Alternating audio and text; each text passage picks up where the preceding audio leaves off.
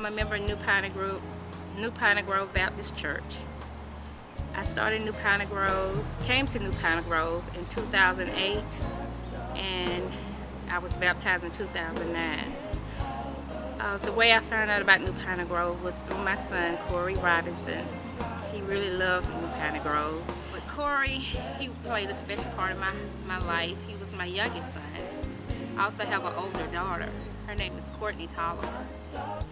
And my daughter, she's every bit of me. And my son, he's a part of me too. But Corey, he was a very special person. He was very talented. He used to sing, he used to play the trumpet, and he loved the Word. And no matter where he was, he always talked about the Word. He didn't discriminate against anyone. One day I received a call from him, and he wasn't doing too well at Kennesaw, and he was saying he wanted to come home.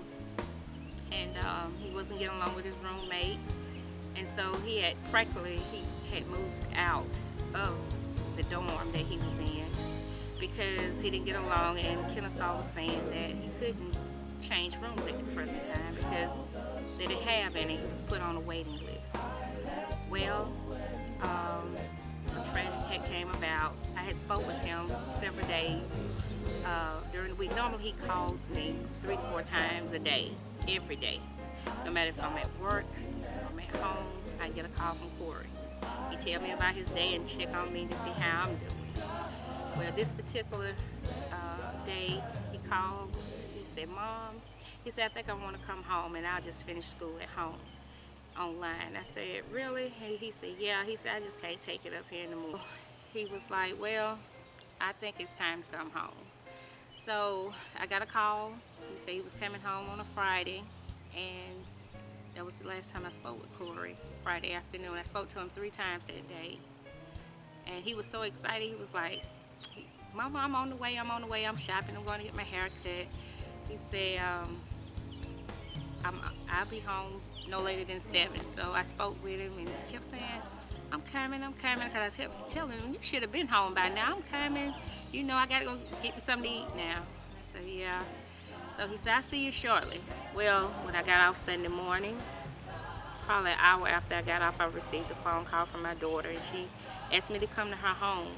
And I said, "Okay." She said, "Well, whatever you're doing, just stop what you're doing, just get here." But I could tell by her voice something was wrong.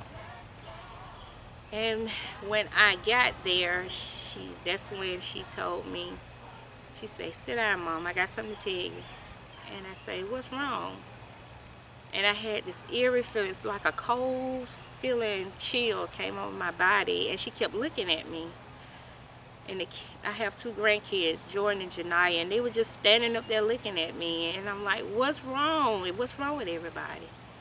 And that's when she said, "Well, I got a call, and they found Corey dead." And I said, "Oh my God." And I just dropped and I prayed to God, and that's all I could do. And it felt like a hole inside of me, and I got real cold. I couldn't do anything but pray at that time. And I just lost, like my breath was being taken out of me. I couldn't even hardly breathe. And I was gasping for air, and I asked God, I said, "God, I don't know how I'm going to get through this, but I know you're there. I know." And I said, "I don't know what happened or why it happened. I can't ask that right now because I know you know. And I know you're going to help me with this." And I just prayed, and I prayed, and I prayed. And I was saying, I didn't know where to go or how to handle anything. And I was like, "You got to help me. You got to give me strength to get through this. I don't even know where to start."